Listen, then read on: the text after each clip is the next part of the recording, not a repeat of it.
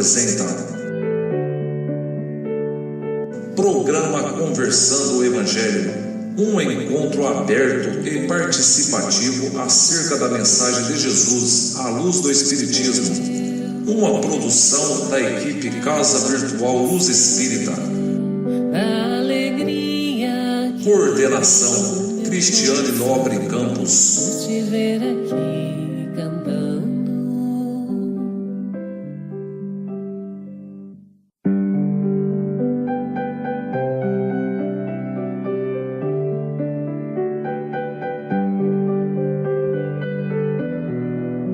A Rádio Cavile apresentou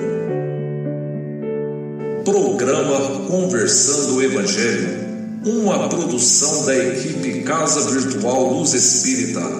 Acesse www.cavile.com.br. A alegria que vem no meu coração por te ver aqui cantando.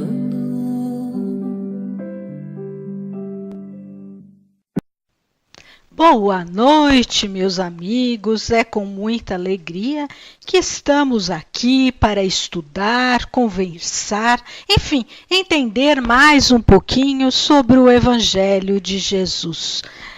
Hoje o nosso tema será mansuetude, que vai englobar a afabilidade, doçura, obediência e resignação, né? Como é que a gente consegue viver esses itens em nossa vida diária? Então, neste momento, por favor, sintam-se acolhidos e abraçados pela nossa equipe e por toda a espiritualidade que neste momento nos acompanha. Hoje o estudo é do capítulo 9 do Evangelho segundo o Espiritismo, os itens 1 e 2 e de 5 a 8.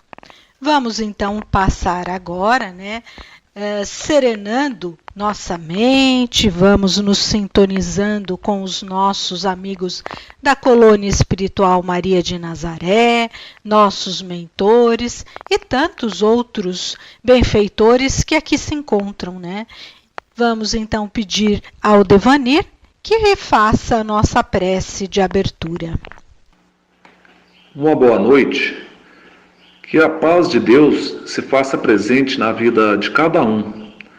Vamos, neste momento, nos desligar por alguns momentos de nossos afazeres materiais, serenando nossos pensamentos, pedindo a Deus, Jesus, a nossa Mãe Maria Santíssima e aos mentores espirituais amigos, para que ilumine a todos nós, tanto encarnados como desencarnados, para que possamos iniciar esta conversa sobre os ensinamentos de Jesus e nossos conhecimentos possam ser iluminados e ampliados diante de nossa reforma interior. Que assim seja, damos graças a Deus. Que assim seja, damos graças a Deus. A leitura do Evangelho de hoje.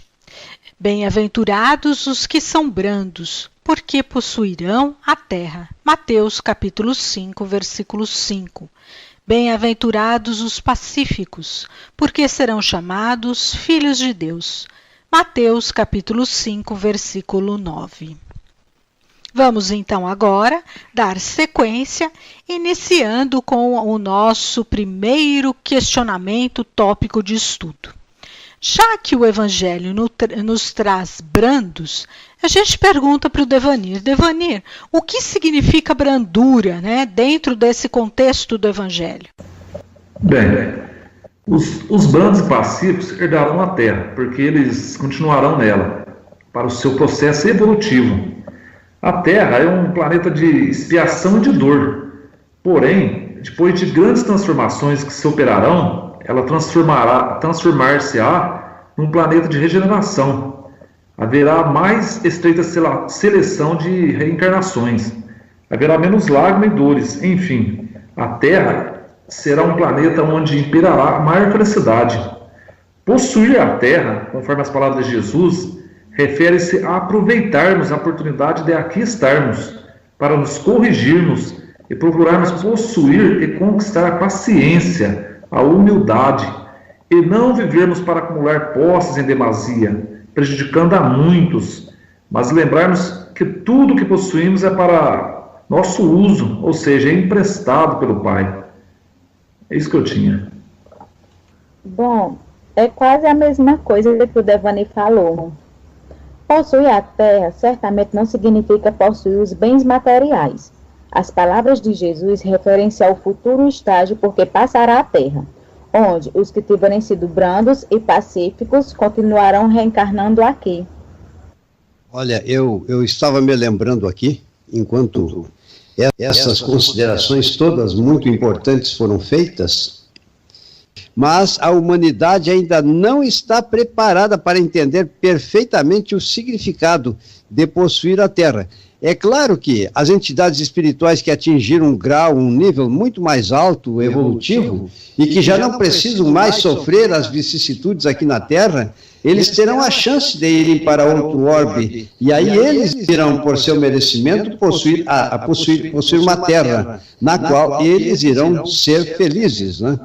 O próprio Dr. Bezerra de Menezes, ele aceitou, ele agradeceu, ou melhor, ele suplicou a Deus e a Divina Providência que ele pudesse permanecer no planeta Terra ainda para auxiliar esta humanidade sofredora, porque ele já não mais precisaria estar neste orbe com tanta aflição e sofrimento, mas prossegue aqui nos ajudando.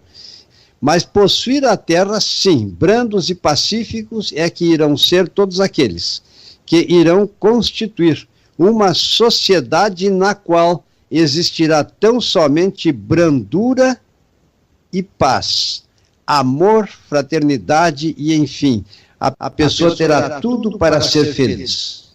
Eu não sei se consegui preencher nos pensamentos os requisitos necessários, minha irmã, mas se bastaram, passo para ti a palavra. Bem, toda a equipe já colocou muito bem, né, o que seria essa brandura, né, segundo o Evangelho, e também o que seria possuir a terra, né. Então, pelo que a gente pode perceber, né, esse possuir a terra, né, pelos brandos, é na verdade a gente fazer por merecer, a gente tomar conta, né, a gente cuidar principalmente do nosso interior para que esse interior possa ser exteriorizado, né? É dessa forma que nós vamos possuir a terra. O possuir aqui não tem o sentido de propriedade material, de termos, na verdade, um papel que diga que aquela terra, aquele pedaço de chão é nosso, mas sim no contexto maior de sermos todos co-criadores com o Pai, semeando o amor, a paz e a caridade. Vamos então dar continuidade, né? Agora perguntando, será que mansuetude, depois de todos esses conceitos, né, que nos foram trazidos, Devanir, é o mesmo que alienar-se? Por quê? Bem, eu não vejo mansuetude sendo o mesmo que alienar-se, visto que mansuetude é a luz que guia o indivíduo, já a alienação é ser indiferente a tudo e a todos, onde muitos acreditam que ser manso ou ter mansuetude consigo é ter aceitação permanente pelos acontecimentos naturais que a existência possa oferecer ao indivíduo. Acreditam ainda que é concordar com qualquer proposta sem reclamar, sem propor modificação. A mansidão, segundo os dicionários, é a brandura de índole, mas também é atributo do gênio. E um espírito genial não precisa se mostrar a nada ou a ninguém as suas qualidades. Elas são suas marcas, seu espelho. A serenidade é natural, sabem dar o passo certo na direção correta, sabem propor com tranquilidade e com consciência. Já a alienação retrata a indiferença aos problemas, seja de qual forma for. A desorientação quanto ao comportamento das convicções pessoais, sensação de absurdo existencial. Eu passo a palavra para o pessoal. Que eu encontrei de Chico Xavier. Ele diz o seguinte: todos os absurdos das teorias sociais decorrem da ignorância dos homens relativamente à necessidade da sua cristianização. E para despertar alguns cônfrades distraídos que incendiam esse motivo, com objetivos declaradamente políticos, Lembremos que o sincero discípulo de Jesus está investido de missão mais sublime em face da tarefa política, saturada de lutas materiais. Muitos podemos admirar política enquanto ciência, enquanto princípios, enquanto filosofia, mas que obrigatoriamente não precisamos envolver-nos em partidarismo políticos. Pensamos ser justo lutar por nossa ação voluntária na sociedade, seja na ação profissional, seja na ação de cidadania, sem trocar nossa dignidade por conveniências pessoais. Precisamos demonstrar maturidade nas concepções políticas, até porque quem se evangeliza, quem cumpre deveres e cobra direitos, sem afobamentos, é um cidadão politicamente correto. A problemática da greve é que ela é uma faca de dois gumes. Todos os que participam de greve dizem que é um direito constitucional. É evidente que é uma prerrogativa constitucional, mas que se chocam com outros direitos constitucionais. Lembremos que toda criança tem direito à escola. Se o professor faz greve, porque é o seu direito. Como fica o da criança quem tem direito à escola? Torna-se, portanto, imperioso exercitarmos os códigos do Evangelho nos vários setores sociais, sem fanatismo ideológicos, sem greves, sem violências, com paciência e humildade. Até porque Jesus ensinou-nos a mansuetude, o que não é alienação. Na verdade, a mansuetude nos moldes como a nossa irmã apresentou, configuram as verdades, muitas das verdades. No entanto, é preciso entendermos que poucos são aqueles que atingiram, em função da aquisição e interiorização dos ensinamentos de Cristo, os predicados todos, para que ele saiba, mesmo na sua posição, usar de mansuetude, para persuadirem até seus opositores. Lembremos de Mahatma Gandhi, que utilizando a não violência, conseguiu a libertação do povo indiano, do jugo inglês, onde os indianos eram proibidos de obter o sal que existia na beira da praia acumulado, para seu próprio uso e suprir suas necessidades, que praticamente tratava todos eles com muita violência. E, no entanto, Mahatma Gandhi pregava a ideia da não violência e, portanto, da mansuetude como norma, como arma para vencerem seus antagonistas que estavam espoliando o povo indiano. Então, na verdade, nos diferentes graus evolutivos, porque Mahatma Gandhi foi um espírito luminoso que veio à Terra, existem formas de nós empregarmos nas mais diversas situações, evitando-se a situação de choque, a mansuetude. Percebam, meus irmãos, como Cristo foi perfeito na aplicação das palavras que transmitia, vivenciando as mesmas nas diversas situações e dando prova de mansuetude em todos os momentos difíceis que ele teve que enfrentar. Então, mansuetude aqui num sentido de aquisição de virtudes e atributos que ainda irão se tornar realidade em muitos espíritos encarnados e também pelos desencarnados, que terão a sua oportunidade. Será que deu, minha irmãzinha? Com os excelentes exemplos que trouxeram, né, o grupo trouxe para nós, ficou claro que mansuetude é muito diferente de alienar-se. Né? Alienar-se é aquele que não vive a realidade. Ele se fecha, né, no que os outros possam achar que é bom, sem trazer os seus conceitos de se lhe convém aqueles ensinamentos ou não. Né? Ou seja, é uma pessoa que fica estagnada, ela não consegue vivenciar e dar um passo além.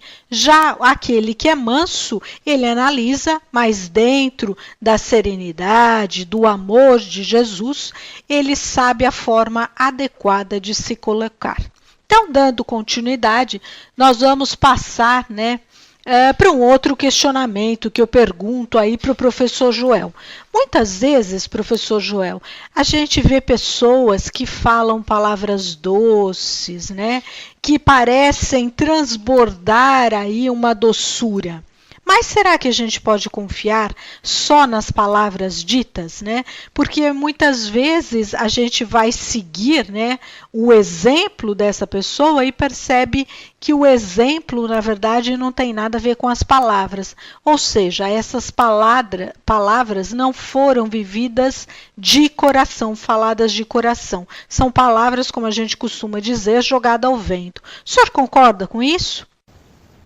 Na verdade, os espíritos maiores que nos ajudam e que constituem a divina providência com a sua dupla visão, poderão perfeitamente perceber estes fatos onde as palavras brilham, mas não correspondem àquilo que o coração sente. Mas, na verdade, que tem pessoas que com os estranhos ou com as demais pessoas que não são da sua família na comunidade, eles são educados, são delicados, procuram ser corretos no trabalho e até mesmo são elogiados vendendo a imagem da mansuetude para todos. E quando chegam em casa revelam-se verdadeiras feras, maltratando seus entes queridos, simbolizando, ou melhor, caracterizando, configurando com esses fatos que ele não é nada daquilo que diz. Então, nem sempre das palavras pode-se concluir que realmente a pessoa é boa quando ela age deste modo. Eu passo para ti a palavra. O professor Joel já explicou, exemplificou tão bem. Vou apenas colocar um trechinho de Joana de Ângeles a respeito desse fato, que quando alguém te atirar lama, não fique teimosamente à frente, porque ela te baterá na face e te sujará por alguns minutos. E quando alguém o fizer, saia do caminho. A lama passa e quem a jogou ficará com as mãos sujas. Nunca revides, para que não fiques lameado também. É isso que eu tinha. Foram apresentados vários aspectos, né, da forma de que muitas vezes as palavras saem sem serem realmente vividas. Então, fica aí a importância para a gente não se ater somente às palavras, mas principalmente verificar se as palavras passaram pelo coração, se elas são vividas e vivenciadas na realidade. Porque doçura, na verdade, segundo o Evangelho, é na forma de se viver, né? Tratando a todos com dignidade, respeitando o momento que cada um se encontra. E aproveitando, então, nós perguntamos, né? O Espiritismo, né, no livro, no Evangelho segundo o Espiritismo, os Espíritos nos dizem que a paciência é uma forma de caridade. Será que é isso mesmo, Cris Pereira? Será que a gente pode entender caridade, né, sendo paciência? Como que é isso? Bom, nós sabemos que existem várias formas de caridade. Vou exemplificar. A caridade que consiste em dar esmolas aos pobres é a mais fácil de todas, mas há uma bem mais difícil e, consequentemente, bem mais meritória, que é a de perdoar o que Deus colocou no nosso caminho, para serem os instrumentos que nossos sofrimentos e submeterem à prova a nossa paciência. Eu digo realmente, essa é a mais difícil, né? Se a gente faz um exame de consciência, e eu faço, eu às vezes me surpreendo, e o mundo das sombras contribui muito para que este fato aconteça, que é aproveitarem-se da nossa invigilância e fazerem a ingerência de ideias que muitas vezes se relacionam com os desgostos que ficaram lá no passado, e a gente então perde a paz. A gente deixa de ser pacífico e até mesmo, quando se surpreende, está cometendo o erro que corresponde ao desejo desse mundo sombrio. Então a gente precisa realmente se cuidar para não cometermos este pecado ao qual a nossa irmã se referiu agora há pouco nas suas palavras. Eu vou reforçar o que os amigos dizem, que eu estou vendo a importância desse questionamento, que muitas vezes nos impacientamos com aqueles com quem convivemos e por quem temos grande carinho, por eles não acompanharem nosso ritmo, onde devemos entender que nem sempre somos referência e que não é a nossa vontade que determina os fatos. Portanto, é um passo importante em nosso crescimento moral e pessoal a construção da caridade com paciência, do respeito para com o próximo e para conosco. Esse pedacinho que eu tinha para colocar. Só reforçando então, né? Paciência é sim uma forma de caridade, uma forma até muito difícil de se encontrar hoje em ciência para conosco mesmo. E de que forma é isso? É aceitando o momento que estamos vivendo, é aceitando a condição que temos neste momento. Mas não estagnando, procurando uma forma de sermos melhor, de chegarmos a ser aquilo que gostaríamos em termos morais. E também aplicando ao outro, né? Principalmente aquele outro mais próximo de nós. Porque geralmente nós temos paciência com o chefe, com as pessoas do convívio social, mas ao chegarmos em casa nos sentimos que já conquistamos o afeto e que temos mais próximos de extravasar, né? Perdendo a paciência, não sabendo ouvir, para aqueles que são nos mais a controvérsia em que vivemos. Então prestemos atenção a isto também.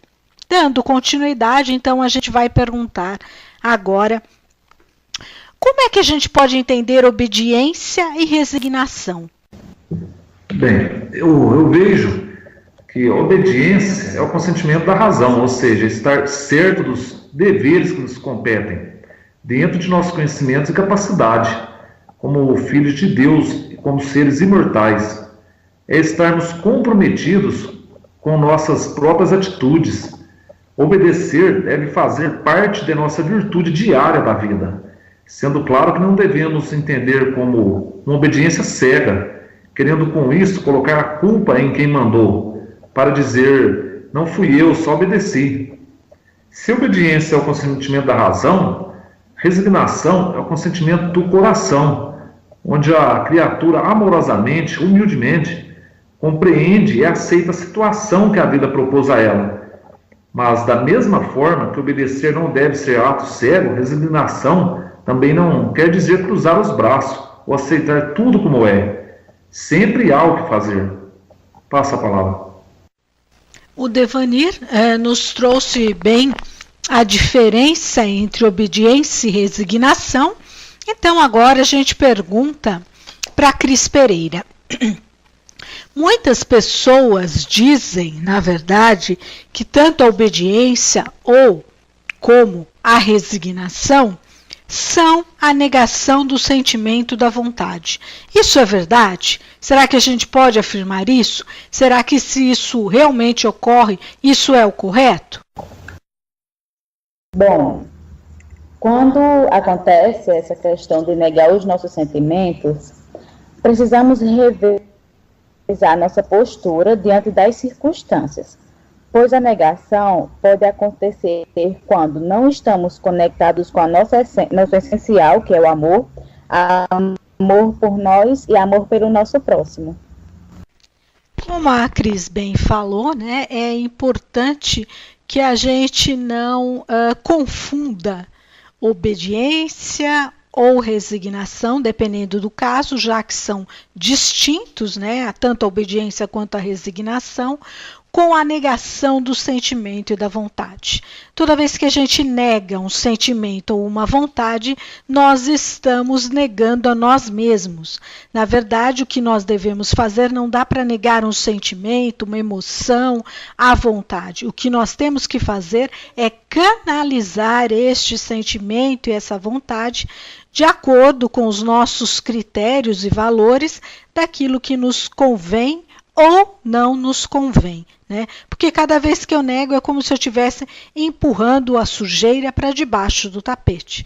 Precisamos, na verdade, resolver os problemas, né? E não somente os efeitos.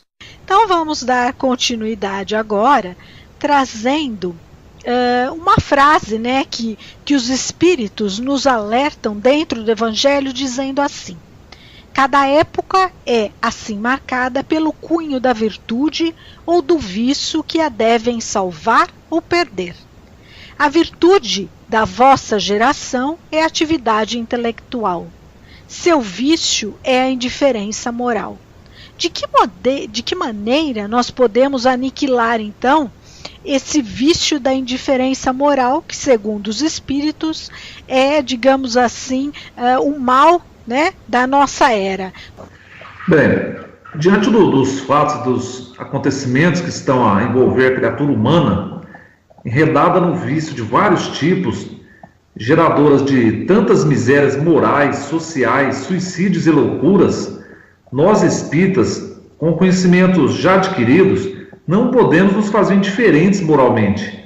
Não podemos deixar de enxergar esta realidade, como também deixar de ser um trabalhador nas lutas morais de ordem espiritual, para a erradicação desses vícios que atormentam a humanidade. Nesse sentido, faz-se necessário que intensifiquemos e aprimoremos cada vez mais as ações de ordem preventiva e terapêutica, com os tratamentos espirituais já em uso nas instituições espíritas, como também pensemos na criação de outros mecanismos, de ações mais específicas nesse campo, sempre em sintonia com os ensinamentos da doutrina espírita, com o seu ideal ideológico de bem, os trabalhos para o desenvolvimento e progresso espiritual da criatura humana, as faixas superiores e morais da vida. Passa a palavra. Ora, eu apenas diria que dentro das considerações feitas pelo nosso irmão Devanir, o processo por ele enfatizado que configura a vitória sobre nossas imperfeições, nada mais vem a ser do que uma extirpação da nossa inteligência pura, que é o nosso espírito, e também do nosso corpo espiritual, das lesões oriundas do mau uso do nosso livre-arbítrio, e tanto tem a ver com a afabilidade, a doçura, a mansuetude e a paz. E estes fatos e esses eventos ainda precisam acontecer para que as pessoas possam, vencendo suas imperfeições, se autotransformar, para se afinizarem com a paz, a mansidão, o amor, a harmonia, configurados por Cristo nos seus ensinamentos, e que venha a ser a concretização dos objetivos divinos, além daqueles outros, por ele já formulados e que ainda escapam do nosso entendimento. Porém, até eles nós chegaremos. Tomara que eu tenha atingido o propósito das ponderações que eu fiz.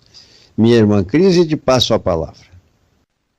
De uma forma muito resumida, né, bem condensada, então, eu diria que a maneira de aniquilar o vício da indiferença moral, que é o mal que nos atinge, é iniciando pela reforma íntima. Através da reforma íntima, nós vamos conseguir desenvolver, né, as qualidades necessárias, os valores, né, a vontade, a persistência, para eliminarmos os defeitos. E assim como evoluímos intelectualmente, evoluiremos também em perdão, em caridade, em amor ao próximo. O que é ser pacífico? Ser pacífico é viver omissão, é concordar com todos. Como é que a gente entende isso, Devanir? Podemos afirmar que o ser pacífico não representa ser omisso para com o erro ou atraso moral, intelectual nosso, ou de quem quer que seja, onde for que seja. Há um provérbio chinês que diz: em plena paz, deve agir com intensa atividade, e intensa atividade deve agir com intensa paz. O pacífico é aquele que reconhece e caminha no sentido do belo e da perfeição. Vê a face do bem em tudo que encontra pelo caminho. A lei de Deus é uma só e conforme os mandamentos de Jesus para servir de roteiro único a todos nós. As distorções, acréscimos e desvios à sua lei, frutos da ignorância e interesses pessoais dos homens, são as plantas que o tempo e o progresso se incumbirão de arrancar. Com o passar dos tempos, os homens foram desvirtuando o evangelho da sua verdadeira essência, adaptando aos seus caprichos e interesses mesquinhos. Mas, retirados tais caprichos, voltará ele à sua feição no sentido correto e normal. Passa a palavra. O pacífico, ele que vislumbra o belo, sabe das temporalidades dos eventos, das distorções promovidas pelos incautos, sabe das propostas promissoras ao surgimento de novas alianças com luz. Pode ver a luz, pode agir com justiça, solidariedade e amor pelas pessoas e circunstâncias, porque somente naquele estado as intuições saudáveis podem penetrar-lhes o ser, buscando suas profundidades de filho de Deus. Olha, depois do que foi dito, até não tem quase nada para se dizer. A nossa irmã Crislândia e Devanir foram muito bem sucedidos. Os espíritos puros, sábios e benfazejos são os verdadeiros pacíficos. Mas podemos, e eu estou aqui, peço licença para vocês para dizer, um exemplo de alguém que foi pacífico em todos os momentos da sua vida, até mesmo nas maiores adversidades e sofrimentos, porque Francisco Cândido Xavier é o nome e ele foi pacífico em todos os momentos da sua vida. E é claro que o nosso maior exemplo é o presente grande que a humanidade nos concedeu, que foi a vinda deste espírito mais evoluído entre todos os espíritos evoluídos que vieram à Terra. É nosso Jesus, nosso modelo, nosso guia e guia também da humanidade. Eu acho que com isso aí eu até apenas digo aquilo ou reforço aquilo que foi tão bem configurado pelo nosso irmão Devanir e pela nossa irmã Crislândia e com certeza muito bem conduzidos pela tua pessoa, irmã Cris. Passo a palavra.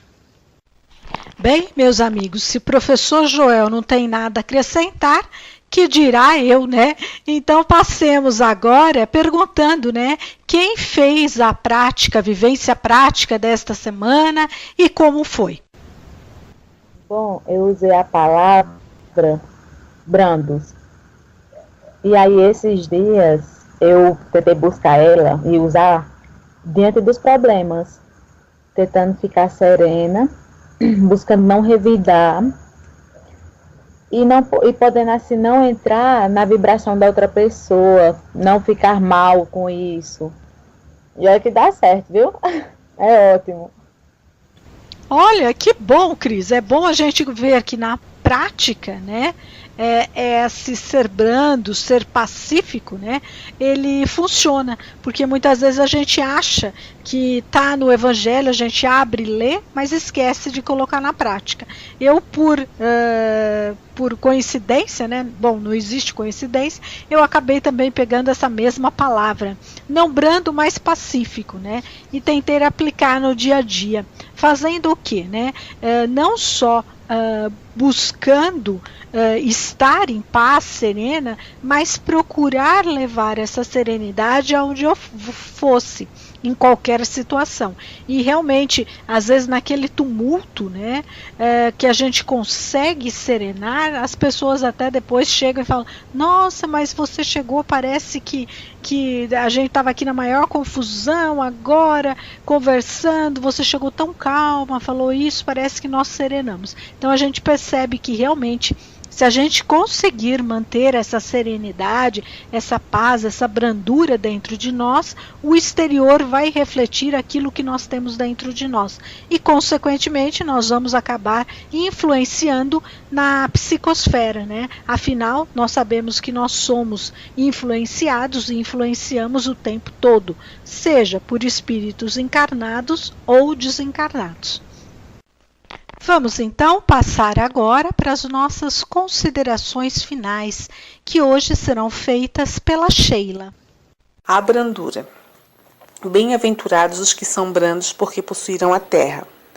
Por esta e outras máximas, Jesus faz da brandura, da moderação, da mansuetude e da afabilidade e da paciência uma lei. Condena por conseguinte a violência, a cólera e até toda a expressão descortês de que alguém possa usar para com seu semelhante. Podemos perceber, dessa forma, que os ensinos de Jesus não são bem compreendidos por nós e menos ainda vivenciados. Prova disso é nosso comportamento diário diante de uma situação e pessoas.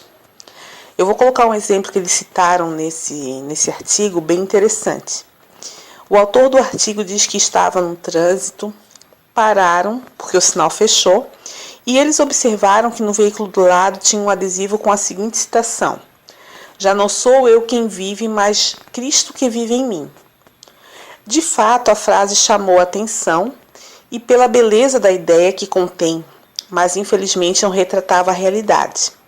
Pois ao aproximar-se do veículo esses garotos que entregam panfletos e propaganda nas esquinas, o motorista que dirigiu o veículo, a senhora, tratou-os com aspereza, gesticulando raivosa, chegando a ponto de espantar o menino, que saiu totalmente desorientado. É muito comum percebermos que esse tipo de situação, pois Jesus tem sido muito divulgado ultimamente, isso é bom, o que nos falta é imprimir nos atos os seus ensinamentos. E realmente isso acontece. Muitos estão na igreja, no culto, seja qual for a sua religião, leem o evangelho, oram, tem aquele momento de tudo é lindo, maravilhoso, só que no momento de fato vivenciar o que se aprende dentro da sua religião, eles esquecem, eles deixam com que aquela nossa parcela de espíritos ainda rudes tome conta, não param para pensar no que eles falaram lá dentro enquanto estavam pregando, enquanto estavam lendo o evangelho, orando, rezando, lá junto com os seus dentro da sua religião, eles não aplicam no dia a dia. Muitos de nós não aplicamos o que de fato diz o evangelho nesse momento, no dia a dia, e isso é muito triste. A gente tem que entender que para que o Cristo possa de fato viver em nós, é necessário que nós esvaziemos um pouco do egoísmo. Enquanto estivermos cheios de nós mesmos, certamente não haverá lugar para Ele em nossa intimidade. É muito fácil vivermos os ensinamentos ligados por Jesus dentro dos templos religiosos que frequentamos, onde a situação e as pessoas nos favorecem. Quando tudo está calmo e todos se comportam com serenidade, é fácil sermos brandos e pacíficos. Todavia, o ensino do Mestre de Nazaré deve ser vivenciados 24 horas por dia. É verdade que algumas coisas não são bem como gostaríamos que fossem, que não nos agrada enchermos o veículo de papéis e mais papéis, mas que culpa tem esse garoto, por exemplo, da citação lá de cima, que os entregam para ganhar uns trocados? Agindo assim, deixamos de lado outro ensino de Cristo: fazer ao próximo o que gostaríamos que ele nos fizesse. É importante, antes de agirmos com rudeza, colocarmos-nos no lugar do outro e nos perguntarmos como gostaríamos de ser tratados se estivéssemos em seu lugar. Se fizermos isso, com toda certeza, não nos equivocaremos mais e, por conseguinte, estaremos agindo como verdadeiros cristãos. Os mundos também evoluem e tornam-se cada vez melhores. É por isso que Jesus afirmou que bem-aventurados os brandos, porque possuirão a terra. A terra que é um planeta de expiações e prova, passará a mundo de regeneração e albergará os espíritos que já se melhoraram a ponto de merecê-la. Os que ainda persistirem no mal reencarnarão em outros planetas, de conformidade com sua evolução. Passo a palavra. Esse texto é da redação do Momento Espírita, com base no capítulo 9, item 4, de O Evangelho segundo o Espiritismo. Passo a palavra. Então vamos passar agora para a nossa prece de encerramento, que será feita pelo professor Joel. Mentores espirituais, amigos da colônia Maria de Nazaré e irmãos espirituais todos que batalham na sua luta pela felicidade do ser humano. Em nome de Jesus, suplicamos a continuidade, não só da vossa paciência, mas também da vossa ajuda, para que possamos exercitar estas virtudes e que as mesmas possam se manifestar nas situações evolutivas, tanto no mundo material, como também no mundo espiritual. Reconhecemos que na condição de trabalhadores de última hora, somos almas endividadas perante a nossa própria contabilidade divina, pois que somos os nossos juízes. E assim nos ensina a doutrina que consola, e os registros que configuram as nossas imperfeições. Deles precisamos nos libertar. E para tanto, precisamos praticar muito amor, pois assim Jesus nos ensinou. E também precisamos refletir muito, e embasado nos conhecimentos que Jesus propiciou, fazermos as interpretações necessárias para percebermos que através do conhecimento, tão somente através do conhecimento e da prática desses conhecimentos, nos parâmetros de Cristo, é que iremos conseguir não só atingir estágios mais altos, mas tornar realidade concretizada a nossa evolução, para que sejamos num dia brandos, pacíficos, amorosos, amemos a Deus sobre todas as coisas e tenhamos sempre a indulgência, a prática da indulgência para com as imperfeições dos outros. Obrigado, Jesus. Obrigado, irmãos espirituais que compartilharam destas atividades e que, inclusive, estão sintonizados com estas orações e percebam o quanto nós precisamos percorrer em termos de autotransformação e o quanto precisamos do vosso amor, da vossa ajuda. Amigos espirituais, é o que dizemos e suplicamos em nome de Jesus e obrigado, inteligência suprema, causa primária de todas as coisas, pelo presente divino que nos concedeste, que foi enviar à Terra o Divino Mestre Jesus, nosso modelo e guia e também da humanidade. Obrigado, Jesus, e que assim seja. Que assim seja, damos graças a Deus, desejando a todos uma noite serena, um momento aí de muita brandura e paz. E que possamos estar juntos, né, na próxima semana para mais um estudo. Até mais.